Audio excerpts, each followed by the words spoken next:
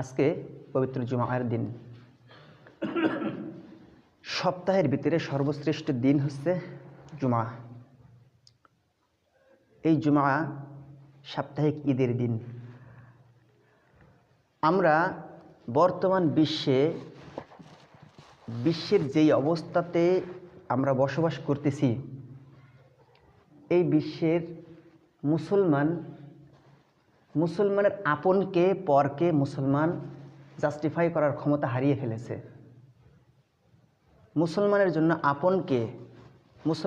আপন তো মুসলমান ভাই, মুসলমানের জন্য আপন তো আল্লাহর রসুল, আল্লাহ সুবহানাহু ওয়া তাআলা।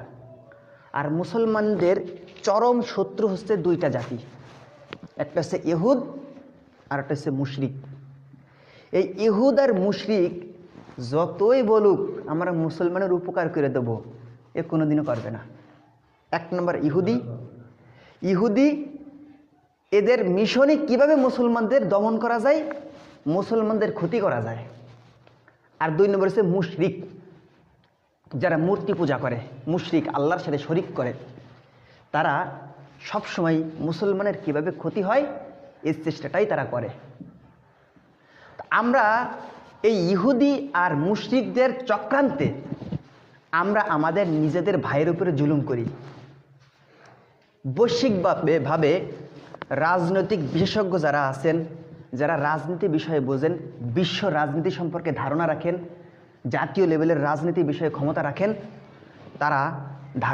তারা বুঝবেন যে দেখেন, প্রত্যেকটা দেশের কর্তৃত্ব ইহুদির হাতে। যেভাবেই হোক ওরা একভাবে না একভাবে ধরে রাখছে, ইহুদি, নাসারা, মুশরিক। এমনকি বাংলাদেশ তাদের কালো হাতের কালো থাবা থেকে মুক্ত নয়। বাংলাদেশের রাজনীতি অভ্যন্তরীণ বিষয় বাংলাদেশের সমাধান করবে বাংলাদেশের মানুষ। বাংলাদেশে কে ক্ষমতায় বসবে, কে ক্ষমতায় বসবে না, এটা বাংলাদেশের মানুষ ডিসাইড করবে। কিন্তু এই বাংলাদেশের ভালো মন্দর বোঝার দরকার ছিল বাংলাদেশের মানুষের, বাংলাদেশের মুসলমানের। কিন্তু সেখানে ভারত নাক গলায়, সেখানে চীন নাক গলায়, সেখানে নাক গলায় আমেরিকা, বৈশ্বিক যারা, তারা নাক গলায়। তারা এসে আমাদের বিভিন্ন ধরনের উপদেশ দেয়। তো এই উপদেশের কারণে আমাদের ক্ষতিটা হচ্ছে কি, আমাদের মুসলমান ভাইদের বিরুদ্ধে দ্বন্দ্ব লাগাইছে ওরাই। যখন ব্রিটিশ 200 বছর শাসন করে গেছে এই ভারতীয় উপমহাদেশে, একটা সময় প্রত্যেকটা মহল্লায় প্রত্যেকটা এলাকায় ইসলামী সমাজ কায়েম যখন ছিল, ইসলামী খেলাফত যখন ছিল, তখন মসজিদ ভিত্তিক প্রত্যেকটা এলাকায় মাদ্রাসা ছিল।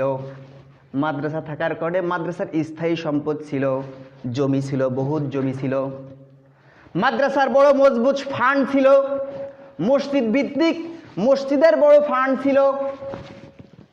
এরপরে উসমানী খেলাফতের পতনের পরে ব্রিটিশরা এই ভারতীয় উপমহাদেশের কর্তৃত্ব নিয়ে নিল। যখন ব্রিটিশরা কর্তৃত্ব নিয়ে নিল, তারা মুসলমানদের উপরে হামলা, জুলুম, মামলা শুরু করে দিল। এই মুসলমানের ধর্মীয় প্রতিষ্ঠান, মাদ্রাসা, মসজিদ, এই ধর্মীয় প্রতিষ্ঠানের যত সম্পত্তি তারা বাজেয়াপ্ত করে দিল, সমস্ত মাদ্রাসা ধ্বংস করে দিল। এরপরে আলেম সমাজ এর বিরুদ্ধে আন্দোলন করলো। আন্দোলন করার কারণে ব্রিটিশ সরকার তারা একটা প্রতিষ্ঠান করলো কলকাতায়। সেই প্রতিষ্ঠানের নাম হচ্ছে কলকাতা আলিয়া মাদ্রাসা প্রতিষ্ঠা করলো। কলকাতা আলিয়া মাদ্রাসা প্রতিষ্ঠা করার পরে তারা সেই মাদ্রাসার কর্তৃত্ব তাদের হাতে নিয়ে নিল। তারা যেভাবে চালাতে চায় সেভাবেই চলতে হবে। এই পরিস্থিতি যখন আলেম ওলামা দেখলো, আমাদের কর্তৃত্ব মাদ্রাসা ঠিকই করে দিছে, প্রতিষ্ঠান ঠিকই করে দিছে, কিন্তু আমাদের কর্তৃত্ব আমাদের হাতে না থেকে আমাদের কর্তৃত্ব এই ব্রিটিশদের হাতেই রয়ে গেছে। সুতরাং আমরা এটা মানব না। একটা দল আবার নিজেরাই মাদ্রাসা প্রতিষ্ঠা করলো, আরেকটা মাদ্রাসা প্রতিষ্ঠা করলো।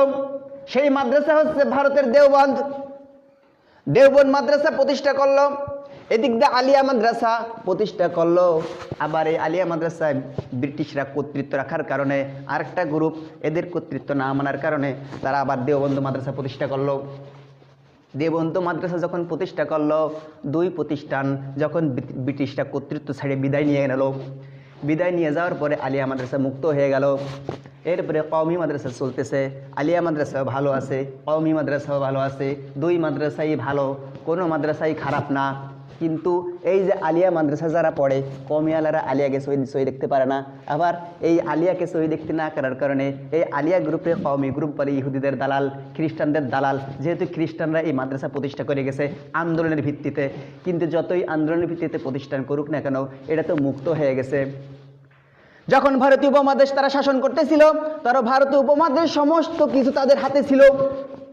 এখন যখন ছাড়িয়ে দিয়েছে, তখন বাংলাদেশ স্বাধীন হয়ে গেল, ভারতীয় উপমহাদেশ স্বাধীন হয়ে গেল, তখন তো তাদের কর্তৃত্ব থাকার কথা না। সেই জন্য এরা এদের মতোই চলতে লাগলো। আবার কওমিয়ালারা দেওবন্দ মাদ্রাসা নিয়ে সেভাবে চলতে লাগলো। দুই গ্রুপই ভালো, একটাও খারাপ নয়, আলিয়া মাদ্রাসাও ভালো, কওমি মাদ্রাসাও ভালো। একজন বিশিষ্ট মুফাসসির, তার কাছে একবার জিজ্ঞাসা করা হয়েছিল, হুজুর, এই বাংলাদেশে ভারতীয় উপমহাদেশে দুই ধরনের ইসলামী প্রতিষ্ঠান চালু আছে, একটা হচ্ছে আলিয়া মাদ্রাসা আর একটা হচ্ছে কওমি মাদ্রাসা। এই কওমি মাদ্রাসা আলিয়া মাদ্রাসা সম্পর্কে আপনার মতবাদটা কি? তিনি বলছেন, কওমি মাদ্রাসা আলিয়া মাদ্রাসার মতবাদ আপনাকে যদি জিজ্ঞেস করা হয়, আপনার ডান চোখ আপনার বাম চোখ, কোন চোখটা আপনার কাছে বেশি প্রিয়, আবার কোন চোখটা আপনার কাছে বেশি খারাপ? কেউ বলবে না আমার ডান চোখ খারাপ, কেউ বলবে না আমার বাম চোখ খারাপ। আমার কাছে আলিয়া মাদ্রাসা আমার ডান চোখ, কওমি মাদ্রাসা আমার বাম চোখ। এই আমার দুইটা মাদ্রাসা, দুই ইসলামী প্রতিষ্ঠান আমার দুইটা চোখের মতো। এবার আপনি বলেন আপনার চোখ কোনটা খারাপ? একটাও খারাপ? একটাও খারাপ নয়। দুটোই ধর্মীয় জ্ঞান, দুটোই ধর্মীয় রীতিনীতি অনুসরণ করা হয়। একটা আধুনিক শিক্ষিতের সাথে ইসলামী জ্ঞান অর্জন করা হয়, সর্বজ্ঞানে জ্ঞানী হয়। আলিয়া মাদ্রাসা কেন্দ্রিক যারা, তারা সর্বজ্ঞানে জ্ঞানী। তারা কোরআন, হাদিস, ফিকহ, উসুলে ফিকহ, আইনশাস্ত্র, ইংরেজি, বাংলা, ইতিহাস, সাহিত্য, কোন বিষয় নাই যে পারদর্শী না, সব বিষয়ে পারদর্শী, সব কিছুই তাদের শেখানো হয়। আবার অপরদিকে কওমি মাদ্রাসা, তাদেরকে সুন্দরভাবে কোরআন শেখানো হয়, হাদিস শেখানো হয়, বিভিন্ন ইসলামী সাহিত্য তাদেরকে শেখানো হয়, বড় বড় পণ্ডিতদের শেয়ার শেখানো হয়, ফার্সি শেখানো হয়, উর্দু শেখানো হয়। তাদেরকে একটু জেনারেল শিক্ষায় ঘাটতি আছে, তাতে কি হয়েছে, কোরআন শিক্ষায় শিক্ষিত হয়েছে, সর্বজ্ঞানে জ্ঞানী সে হয়ে গেছে। সুতরাং দুইটা মাদ্রাসাই আমাদের জন্য ভালো, কিন্তু ভালো থাকার পরও আমাদের ভিতরে ভিতরে কোন্দল রয়ে গেছে। এক গ্রুপ রাজনীতি করলে আর এক গ্রুপ ওই যা রাজনীতির কাফের বলছিল একটা সময়, পরবর্তীতে আবার নিজেরাও রাজনীতি করে। ওটা নিয়ে কোনো কথা না। আমি একটা বিষয়, একটা কথাই চলে আসছে, ভারতীয় উপমহাদেশের ইতিহাস কথাই চলে আসছে। তো আমরা এই আমাদের দ্বন্দ্বটা লাগাই দিয়েছে এই ব্রিটিশ। এখনও কিন্তু আমাদের ভিতরে দ্বন্দ্ব রয়ে গেছে, রাজনৈতিক দ্বন্দ্ব, সামাজিক দ্বন্দ্ব, বিভিন্ন ধরনের দ্বন্দ্ব লাগাই দিয়ে গেছে আমাদের ভিতরে। জেনারেল শিক্ষার যেই ভিত তারা গড়ে গিয়েছিল, সেই ভিত্তিতে তারা আমাদের সমাজের, আমাদের সন্তানদেরকে পঙ্গু সিস্টেম করে দিয়ে গেছে। এমন সিস্টেম তারা শিক্ষা চালু করে গেছে। একটা মানুষ যখন সে MA পাস করবে, তখন তার বয়স 28-29 বছর হয়ে যায়। তখন বয়সের গড় আয়ু যদি 60 বছর হয়, 30 বছর শুধু জেনারেল শিক্ষায় শিক্ষিত হওয়ার জন্য লেগে যায়। তাহলে সে কবে চাকরি ধরবে, কবে সে স্টাবলিশড হবে? স্টাবলিশড হইতে হইতে 35 বছর হয়ে যায়, বিয়ে করতে করতে 40 বছর। তাহলে সে কনজুগাল লাইফ এনজয় করবে কীভাবে? একটা খোড়া বানাই দিয়ে দিল আমাদের জাতিকে, পিছনে বানাই দিয়ে গেলো এই ব্রিটিশরা। আমরা সেটা নিয়ে চলতেছি, সেইটা ছাড়া আমাদের আর কোনো উপায় নাই, সেটা দিয়ে আমাদের চলা লাগে। তো যাই হোক, আমি মুসলমানের হক বিষয়ে কথা বলতে যাই, মুসলমানদের ভিতরে যে দ্বন্দ্ব লাগাই দিয়েছে এই ব্রিটিশরা, সেই ইতিহাস সংক্ষিপ্তভাবে কথায় আসলো। তো আমি একটা হাদিস আপনাদের খেদমতে উপস্থাপন করেছিলাম। সেই হাদিসটা হচ্ছে, আল মুসলিমু আহুল মুসলিম, আল মুসলিমু কাজ্জাসাদিল ওয়াহিদ। আল্লাহ রসুল সাল্লাল্লাহু আলাইহি ওয়াসাল্লাম বলেন, মুসলমান জাতি একটা দেহের মতো। ইনিস্তাকা আইনুহু উশতাকা কুল্লুহু, যখন তার চোখে বেদনা হয় তখন তার বেদনা চোখে সীমাবদ্ধ থাকে না, তার ব্যথা সর্ব শরীরে ছড়াইয়া যায়। ওয়াইন ইশতাকা রাসুহু উশতাকা কুল্লুহু, আর যখন তার মাথায় বেদনা শুরু হয়ে যায়, তার এই বেদনাটা মাথায় সীমাবদ্ধ থাকে না, তার বেদনাটা পুরো শরীরে সীমাবদ্ধ হয়ে যায়। আমরা তো একটা মুসলিম জাতি, আল্লাহর রসুল আল্লাহর হাবিব বলে গেছেন, বিশ্বের যত মুসলিম, সমস্ত মুসলিম জাতি একটা দেহের মতো। এই দেহের মতো জাতি, একটা মানুষের মাথায় যদি আঘাত হয় পুরো শরীর কান্দে, একটা মানুষের চোখে যদি বেদনা হয় পুরো শরীর কান্দে। এবার বিশ্বব্যাপী আপনারা নজর করে দেখেন, দেশব্যাপী নজর করে দেখেন, আমরা মুসলমান একটা দেহের মতো যদি হই, ফিলিস্তিনের মুসলমানদের ইহুদিরা মারতেছে কিনা? এখন আমাদের অন্তরে যদি ক্রন্দন সৃষ্টি হয় তাহলে মনে রাখবো আমরা মুমিন।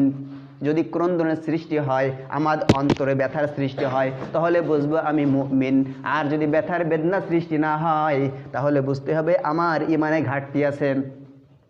এই হলো বহির্বিশ্বে বহুত ঘটনা আছে। এমনকি আমাদের দেশের অভ্যন্তরে বড় বড় আলেম, মুফতি, বড় বড় শাইখুল হাদিস, মুহাদ্দিসরে বর্তমান সরকার জেলের ভিতরে রাখছে। এবার আমাদের দেশে মাথার তাজ, মুসলমানদের মাথার তাজ, তারা জেলের মধ্যে আছে। আমাদের অন্তরে যদি ভালো লেগে থাকে তাহলে বুঝতে হবে আর ঈমান আছে কি নাই। আল্লাহ রাসূল সাল্লাল্লাহু আলাইহি ওয়াসাল্লাম যে বললেন, আল মুসলিমু কাজাসাদিল ওয়াহিদ, মুসলমান একটা দেহের মতো। মুসলমান দেহের মতো, একটা দেহের মাথায় যদি আঘাত হয় পুরো শরীর আঘাত হয়। আর আলেম সমাজ আমাদের মাথার তাজ, আমাদের মাথার মুকুট। এই আলেম সমাজ যদি কেউ বিনা অন্যায়তে গ্রেপ্তার করে, হত্যা করে, আমাদের মনে ক্রন্দন সৃষ্টি হবে কিনা? হবে না? যদি ক্রন্দন সৃষ্টি না হয়, আল্লাহর রাসূলের হাদিস মতো আমি তো শরীরের অন্তর্ভুক্ত নয়, শরীরের অন্তর্ভুক্ত হব? আমার হাত যদি কেটে ফেলাই দেয়, ওই কাটা হাতে আঘাত করলে আমার আঘাত লাগবে না। আমি যদি বিচ্ছিন্ন হয়ে যাই, শরীর থেকে আমার কোনো অঙ্গ বিচ্ছিন্ন হয়ে যায়, ওই বিচ্ছিন্ন অঙ্গে আঘাত করলে কিছু হবে না। আর যদি আমার শরীরে, আমার হাত, যদি আমার হাত শরীরের সাথে অ্যাডজাস্ট থাকে, ওই হাতে আঘাত লাগলে পুরো শরীরে আঘাত লাগবে। সুতরাং আমি যদি মুসলিম থাকি, মুসলিম জাতির সাথে সম্পর্ক যদি আমার থাকে, মুসলমান একজন ভাইকে আঘাত করলে আমার অন্তরে আঘাত থাকতে হবে, আমার অন্তরে দরদ থাকতে হবে। আরে মুসলমান সাধারণ ভাই নয়, আলেমদেরকে হত্যা করতেছে, আলেমদেরকে জেলের মধ্যে রাখতেছে। কোন আলেম জেলের মধ্যে নাই দেখেন তো? কোন ঘরানার আলেমদের জেলের মধ্যে নাই? সমস্ত ঘরানার আলেমদেরকে চক্রান্ত করে, ভারতের চক্রান্তে, ইহুদিদের চক্রান্তে আমরা আমাদের শ্রেষ্ঠ সন্তানদেরকে জেলের মধ্যে পচাচ্ছি। দেখেন, অনেক ইতিহাস মনে পড়ে যায়। এই আলেমদের জেলের মধ্যে দেখলে অনেক ইতিহাস মনে পড়ে যায়। অন্তরে ব্যথা মানে না, না বললেও পারি না। ভয় ডর দূরে ফেলাই দিয়ে ইতিহাস বলতেছি।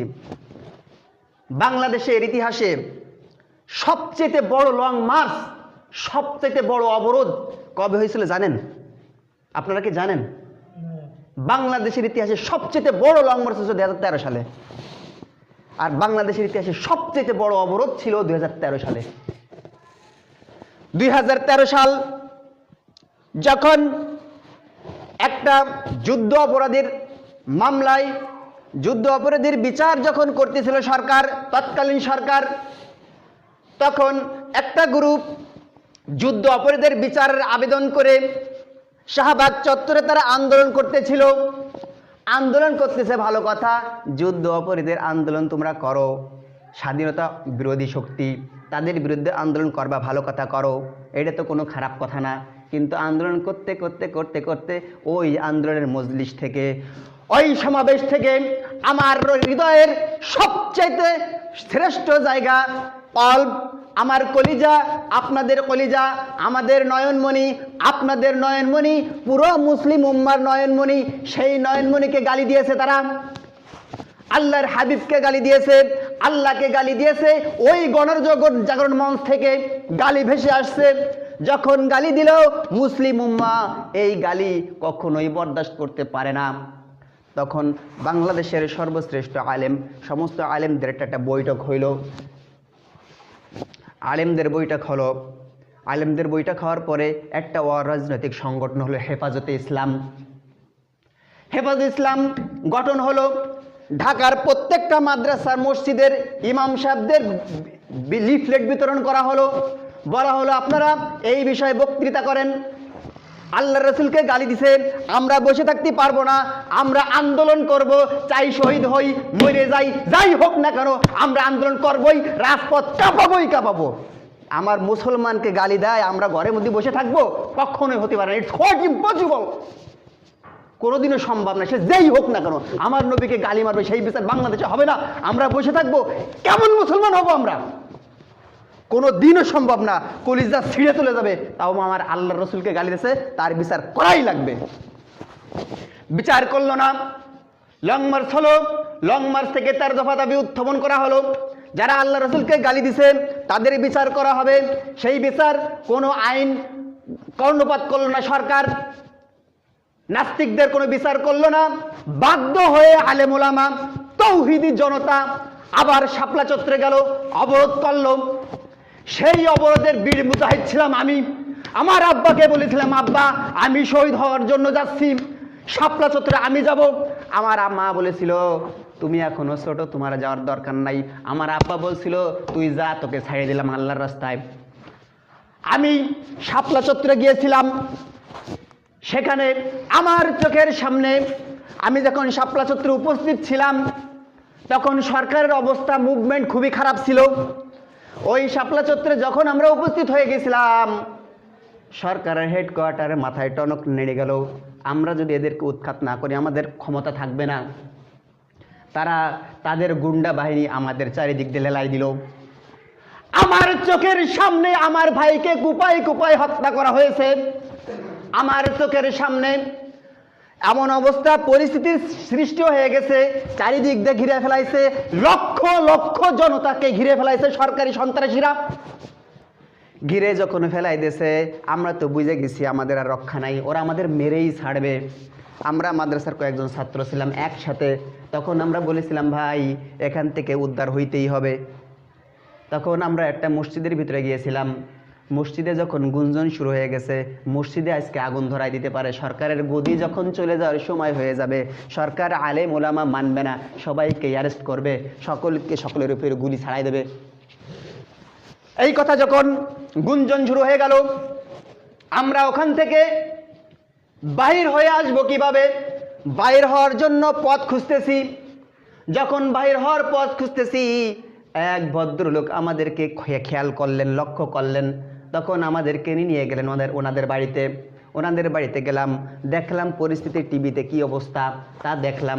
দেখার পর উনি বললেন, বাবা তোমরা যদি এই পায়জামা পাঞ্জাবি পরে যাও, ওই সন্ত্রাসীরা তোমাদের উপর অ্যাটাক করতে পারে, ওদের মুভমেন্ট ভালো না। তিনি আমাকে প্যান্ট শার্ট পরাই দিলেন, আমি প্যান্ট শার্ট পরলাম। আমরা মাদ্রাসার কয়েকজন ছাত্র এই প্যান্ট শার্ট পরিয়া ওই শাপলা চত্বর থেকে বসুন্ধরা মাদ্রাসা কত দূর, ওই রাত্রিবেলা হাইটে হাইটে বসুন্ধরা মাদ্রাসা এসেছিলাম। যখন বসুন্ধরা মাদ্রাসা আসছি, খুব ক্লান্ত ছিলাম, সারাদিন আন্দোলন সংগ্রাম করেছি, খুব ক্লান্ত। আমরা মাদ্রাসার দোতলায় ঘুমাইলাম। ঘুমানোর পরে রাত 2:30 বাজে। রাত্রি যখন 2:30 বাজে, হুজুররা চিৎকার করে কাঁদতেছে তাহাজ্জুদের নামাজে। আমরা কান্নার শব্দ শুনে ঘুম থেকে উঠে গেলাম। আমরা বলা বলি করলাম, ভাই কি হয়েছে? হুজুররা সবাই কান্দে কেন? কয় ভাই কান্দার ঘটনা ঘটে গেছে। কি ঘটনা ঘটছে? আর শাপলা চত্বরে আমাদের যত মুজাহিদ ভাইরা ছিল সকলকে বুলেট মেরে উড়াই দিছে। তাহলে ঘটনা কি ঘটলো? আল্লাহ রসুলকে গালি দিল, তৌহিদি জনতা সহ্য করতে পারলো না, সেই আন্দোলন নিয়ে তাদের ফাঁসি চাই, সেই আন্দোলন নিয়ে আমরা শাপলা চত্বরে গেলাম। আমাদেরকে এভাবে মারলো, মায়ের উৎকাট করে গুলি মেরে উড়াই দিল। কাদের ষড়যন্ত্রে? ও ইহুদিদের ষড়যন্ত্রে, ভারতের ষড়যন্ত্রে। তাহলে কি দরকার ছিল? বাংলাদেশের কোন সরকার কি ইহুদি সরকারই ছিল? বাংলাদেশের কোন সরকার কি মুনাফিক কোন কাফের সরকার আসছিল? বাংলাদেশের ইতিহাসে একটা রাষ্ট্রপ্রধান কি হিন্দু ছিল? বেঈমান ছিল? কাফের ছিল? ছিল না, এই মুসলমানই ছিল। সেই মুসলমান আমাদের বুকের উপরে গুলি ছাড়ছে, সেই মুসলমান আমাদের আলেমদের মাথার তাজ, তাদেরকে জাইলে এখনো ঢুকায় রাখছে। তারা ছাড়তে পারবে না, ইচ্ছা করলেও ছাড়তে পারবে না। ভারতের যখন অর্ডার আসবে তখন ছাড়তে পারবে। ভারত জীবনও কোনোদিন অনুমতি দেবে না বাংলাদেশের আলেম সমাজকে তুমি মুক্ত করে দাও।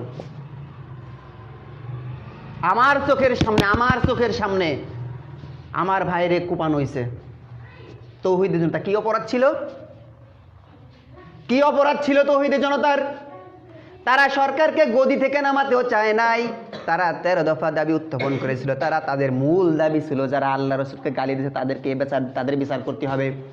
দুঃখজনক হলেও সত্য, 13 সাল কত বছর আগে চলে গেছে, 10 বছর পার হয়ে গেছে, 11 বছর 12 বছর চলে, আজ পর্যন্ত তাদের কোনো বিচার বাংলার জমিনে কোনো সরকারে কায়েম করে নাই।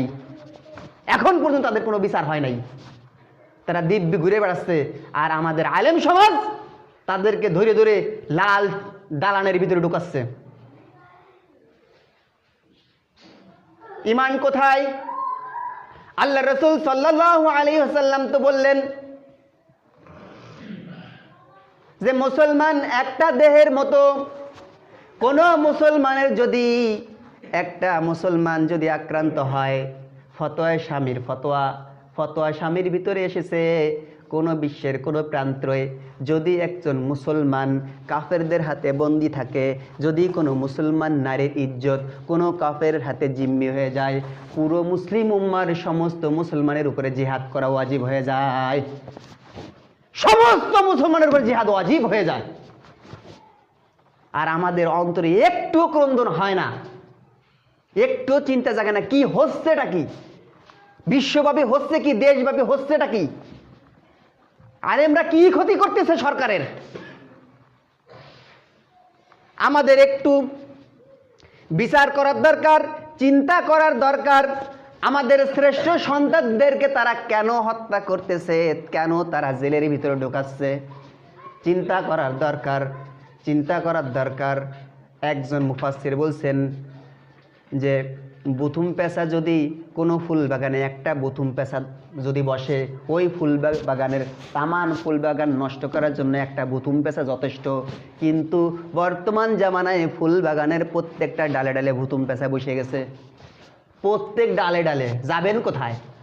যার কোনো উপায় নাই। এখন আমাদের উপায়টা কি? এখন আমাদের করণীয় হচ্ছে আমার ঈমান আমাকে বাঁচাইতে হবে। আমার সম্পদ যাই যাক, জেলে ঢুকি যাই হয়ে হোক না কেন, আমার ঈমান নিয়ে যদি আমি মৃত্যুবরণ করতে পারি আমি কামিয়াব হয়ে যাব। আর যদি কারোর ভয়ে, কোনো কিছুর ভয়ে, কোনো কিছু হুমকি ধামকিতে যদি আমার ঈমানটাকে বিক্রি করে ফেলাই, তাহলে ঈমান ছাড়া যদি মৃত্যুবরণ করি, দুনিয়ার হাজার হাজার কোটি টাকার সম্পদ, বড় বড় এমপি মন্ত্রী হয়েও যদি মৃত্যুবরণ করি ঈমান না নিয়ে, আমার ঈমান যদি না থাকে আমার কোনো কিছুই আমার কোনো কাজে দেবে না। কোনো কিছু কাজে দেবে? দাজ্জাল আসবে, কিয়ামতের আগে দাজ্জালের এক হাতে জান্নাত থাকবে, এক হাতে জাহান্নাম থাকবে, মানুষদেরকে বিভ্রান্ত করতে লাগবে। ওই দাজ্জালের ওই জাহান্নাম ঢোকার ভয়ে যদি আপনি ঈমানটা হারাই ফেলেন, তাহলে আপনি চিরস্থায়ী জাহান্নামে যাবেন। দাজ্জালের এক হাতে জান্নাত, এক হাতে জাহান্নাম। ওই জান্নাত যেটা থাকবে আসলে প্রকৃত ওটা জাহান্নাম। দাজ্জালের ষড়যন্ত্রে পড়ে যদি আপনি ঈমান হারা হয়ে যান, দাজ্জাল আপনাকে জান্নাতে ঢোকায় দেবে, কিন্তু ওই জান্নাত দিয়ে ঢুকবেন, ওই দিক দিয়ে জাহান্নামে চলে যাবেন। আর যদি ঈমানটা মজবুত রেখে দাজ্জালের ষড়যন্ত্র থেকে পিছনে ফেলাই দিয়ে, মরণের ভয় পিছনে ফেলাই দিয়ে, অভাবের ভয় পিছনে ফেলাই দিয়ে ঈমান নিয়ে মরতে পারেন, তাহলে ওই দাজ্জালের জাহান্নাম নামক জাহান্নামে যদি আপনি ঢোকেন, আল্লাহ সুবহানাহু ওয়া তাআলা আপনাকে জান্নাতে নিয়ে যাবেন। সুবহানাল্লাহ। তাহলে দুনিয়ার কোনো মানুষের হামলা মামলা, ভয় মামলা মোকদ্দমা, কোনো কিছুর ভয় আমরা পাই না। কোনো কিছুর ভয় যদি আমার ঈমানটা বিক্রি করে ফেলাই, তাহলে আমি চির ক্ষতিগ্রস্ত হয়ে যাব। তো বলতেছিলাম মুসলমানের হক। আল্লাহ রাসূল সাল্লাল্লাহু আলাইহি ওয়াসাল্লাম বলতেছেন, আল মুসলিমু আখুল মুসলিম, মুসলমান মুসলমানের ভাই, লা ইয়াজলিমুহু, তোমরা তারপরে জুলুম করো না, ওয়ায়ুসাল্লিমুহু, তাকে তুমি শত্রুর হাতে সমর্পণ করিও না। মুসলমানের ভাই, তোমরা মুসলমান কোনো মুসলমানের উপরে জুলুম করিও না, আবার মুসলমানকে তাকে শত্রুর হাতে সমর্পণ করিও না। আমরা কিন্তু মুসলমান ভাইয়ের উপরে ভাইয়ের জুলুম করি, আবার ভাইয়ের উপরে ক্লিকবাজি লাগাই দিই। একজন হুজুর যদি বড় আন্তর্জাতিক খ্যাতিসম্পন্ন মুফাসসির কোরআন হয়, আমরা আর একজন তার বিরুদ্ধে মিথ্যা মামলা দিয়ে দিই। ওই মিথ্যা মামলা দেওয়ার পরে সরকার বাধ্য হয় সেটাকে অ্যারেস্ট করার জন্য। এর কাজ আমরাই করি, দোষ আমাদেরই। কিন্তু ন্যায় বিচার না থাকার কারণে আমাদের ভাইকেও এভাবে মারতেছে, হত্যা করতেছে। ন্যায় বিচার নাই, সেজন্যই তো বলতেছিলাম, আল মুসলিমু আখুল মুসলিম লা ইয়াজলিমুহু ওয়া ইয়াসলিমুহু। মুসলমানকে জুলুম করা যাবে না এবং তাকে শত্রুর হাতে সমর্পণ করাও যাবে না। আর আল্লাহ রাসূল সাল্লাল্লাহু আলাইহি ওয়াসাল্লাম বলছেন, মান কানা ফি হাজাতি আখিহি, যদি কেউ কোনো ভাইয়ের উপকার করার জন্য, কোনো কষ্ট দূর করার জন্য চেষ্টা করে, আল্লাহ সুবহানাহু ওয়া তাআলা তার কিয়ামতের ময়দানের কষ্ট দূর করে দিবেন। এবং সাতরা, আর যদি কোনো মুসলমানের পাপ গোপন করে, সাদরাহুল্লাহু ইয়াউমাল কিয়ামাহ, কিয়ামতের ময়দানে তার পাপ আল্লাহ সুবহানাহু ওয়া তাআলা গোপন করে দিবেন। যদি কোনো মুসলমানের কষ্ট দূর করার চেষ্টা করে, আল্লাহ তার কষ্ট দূর করে দেবেন। আর যদি কেউ কষ্ট দূর করে দেয়, আল্লাহ কিয়ামতে তার কষ্ট দূর করে দেবেন। আর যদি কোনো ব্যক্তি কোনো মুসলমান ভাইয়ের পাপ গোপন করে, আল্লাহ সুবহানাহু ওয়া তাআলা কিয়ামতের ময়দানে তার পাপও গোপন করবেন। তাহলে আল্লাহ রাসূল সাল্লাল্লাহু আলাইহি ওয়াসাল্লাম বলতেছেন, লিল মুমিনি সিত্তু খিসালুন, একজন মুসলমান আর একজন মুসলমানের উপরে 6টি হক রয়েছে। ইয়াঈদুহু ইযা মারিদা, যখন কোনো মুসলমান অসুস্থ হয় তখন তার খেদমত করবে, দেখাশোনা করবে। ওয়া ইয়াশহাদুহু ইযা মাতা, এরপরে যখন সে মৃত্যুবরণ করবে তার জানাজায় শরীক হবে। যদি কোনো মুসলমান ভাই মৃত্যুবরণ করে, তার জানাজায় শরীক হইতে হবে, এটা মুসলমানের হক। আর জানাজার খুব ফজিলত, জানাজার নামাজে 2টা হক। আল্লাহ রাসূল সাল্লাল্লাহু আলাইহি ওয়াসাল্লাম বলতেছেন, জানাজার নামাজে যে জানাজা পড়লে তার জন্য 1 কিরাত সওয়াব। এরপরে জানাজা হওয়ার পরে তার ভাইয়ের জানাজা উপস্থিত হওয়ার পরে তাকে যদি দাফন কাফনে শরীক হয়, তার 2 কিরাত সওয়াব হয়। 2 কিরাত সওয়াব মানে 1 কিরাত হচ্ছে উহুদ পাহাড় যত বড়, 1 কিরাত উহুদ পাহাড় সমপরিমাণ। উহুদ পাহাড় যারা দেখছেন তারা ভালো বুঝতে পারবেন উহুদ পাহাড় কত বড়। আমি একবার উহুদ পাহাড় দেখেছি, মদিনা থেকে, মসজিদ থেকে বাইর হয়ে দেখলাম উহুদ পাহাড়। এরপরে উহুদ পাহাড় পদদেশে গিয়েছি, এরপরে টিকিটের কাজের জন্য অ্যাম্বাসিতে গিয়েছিলাম। একদিক থেকে গাড়ি চলতেছে, প্রাইভেট কার চলতেছে, উহুদ পাহাড় শেষ হয় না, চলতেছে কত সময় পার হয়ে গেছে। উহুদ পাহাড়ের পদদেশ থেকে গাড়িতে উঠেছি, এরপরে গাড়ি চলতে অ্যাম্বাসিতে গিয়েছি টিকিট কাটার জন্য গিয়েছি। উহুদ পাহাড় আর শেষ হয় না, এত বড় উহুদ পাহাড়, বিশাল বড়। এরপরে আবার যখন মদিনা থেকে জিন পাহাড় দেখতে গিয়েছিলাম, জিন পাহাড় দেখতে যাব, তখন ওই উহুদের পদদেশ দিয়ে রাস্তা, ওই রাস্তা দিয়ে আমরা চলতেছি উহুদ পাহাড়, চলতে জিন পাহাড়ের কাছে চলে গেছে। তারপর উহুদ পাহাড় দেখা যায়, এত বড় উহুদ পাহাড়। তাহলে 1 কিরাত মানে কি, ওই বিশাল বড় উহুদ পাহাড় পরিমাণ সওয়াব। তাহলে ওয়াশহাদুহু ইযা মাতা, যখন কোনো মুসলিম মৃত্যুবরণ করবে তার জানাজায় শরীক হওয়া মুসলমানের একটা হক। তাহলে মুসলমানের হক 6টার ভিতরে একটা গেল, যখন সে অসুস্থ হবে তখন তাকে সেবা শুশ্রূষা করা, এরপরে যখন সে মৃত্যুবরণ করবে তার জানাজায় শরীক হওয়া। এরপরে ওয়ায়ুসাল্লিমু আলাইহি ইযা লাকিয়া, এরপরে যখন তার সাথে দেখা হবে তখন তাকে সালাম দিতে হবে। যখন কোনো মুসলমানের দেখা হয়ে যাবে তখন তাকে সালাম দিয়া, মুসলমানের 6টা হকের মধ্যে একটা হক। ওয়াতাশাব্বুহু ইযা আতিসা, এরপরে যখন কোনো মুসলমান হাসি দেয়, হাসির জবাব তাকে ইয়ারহামুকাল্লাহ বলতে হবে।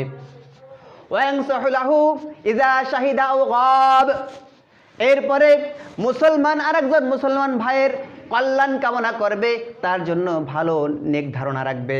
যখন তার উপস্থিতি হোক না কেন, তার অনুপস্থিতি হোক, তার উপস্থিতিতে তার অনগসরে সামনে প্রকাশ্যে সবসময় একজন মুসলমান আরেকজন মুসলমানের জন্য ভালাই কামনা করবে, কল্যাণ কামনা করবে। তার ক্ষতি হোক এই কামনা যেন কোনো মুসলমানের অন্তরে না আসে। তাহলে মুসলমানের কল্যাণ কামনা করতে হবে আমাদের। 6টা হকের মধ্যে এটাও একটা হক। মুসলমানের অনগসরে সামনে পিছনে সবসময় তার কল্যাণ কামনা করবো আমরা সমস্ত বিশ্বের যত মুসলমান ভাই আছে, যারা বিপদগ্রস্ত আছে, যত আলেম ওলামা জেলে আছে, যারা কাফের হাতে জিম্মি আছে, সমস্ত মুসলমানের জন্য আমার অন্তরের অন্তঃকরণ থাকতে হবে আর তাদের জন্য কল্যাণ কামনা করতে হবে। এটা মুসলমানের 6টা হকের মধ্যে একটা হক। তাহলে আমরা কল্যাণ কামনা করব।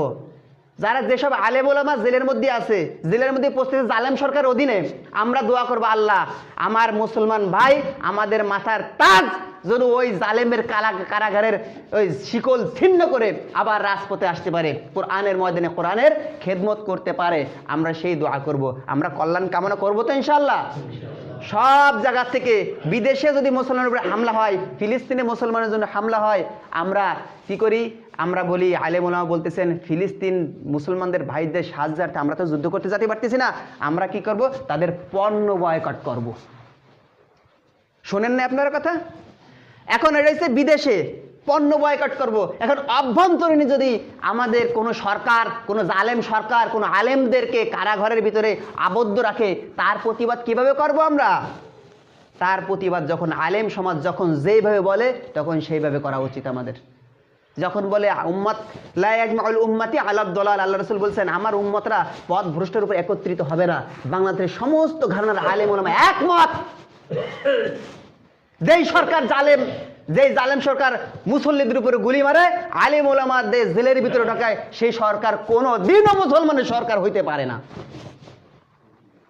সেই সরকারের পক্ষ আমরা হব না। তাকে যা হয় যাই হয়ে যাক, জেলে যেতে হয় যাবো, মরি যেতে হয় যাবো, শহীদ হতে হয় হব। যেই সরকার মুসলমানের বিপক্ষে, আলেম ওরা বিপক্ষে, সেই সরকার যেন কোনোভাবেই আমার থেকে ফায়দা হাসিল করতে না পারে। আল্লাহ আমাদের সকলকে ঈমানকে দীপ্ত করে দিক। সবাই বলেন আমিন। আল্লাহ আমাদের সকলকে ঈমান দীপ্ত করে দিক, ঈমান নিয়ে মৃত্যুবরণ করার তৌফিক দান করে দিক। আমিন। যারা সুন্নত পড়ি নাই তাদেরকে কবুল জিমা আদায় করেন।